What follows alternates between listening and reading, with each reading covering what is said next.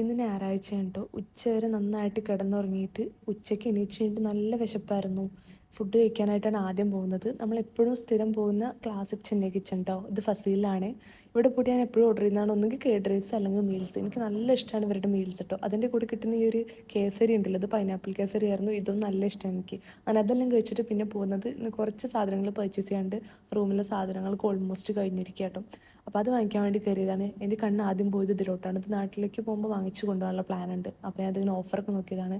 എപ്പോഴും ഈ ചക്ക കണ്ട് എടുക്കും ഞാൻ, പക്ഷെ വാങ്ങിക്കില്ല, അത്രയും റേറ്റ് ഉണ്ട്. അങ്ങനെ ആവശ്യത്തിനല്ല, കുറേ അനാവശ്യമായിട്ട് നിറയെ സാധനങ്ങൾ വാങ്ങിച്ചിട്ടുണ്ട്. അങ്ങനെയെല്ലാം വാങ്ങിച്ചു കഴിഞ്ഞപ്പോൾ ഞാൻ ബില്ലൊക്കെ ഒന്ന് എടുത്ത് നോക്കിയിട്ടോ. ബില്ലെല്ലാം വായിച്ചു കഴിഞ്ഞപ്പോഴേക്കും ഞാൻ ഒന്ന് വേർത്തു. പിന്നെ അധികം നോക്കാൻ നിന്നില്ല.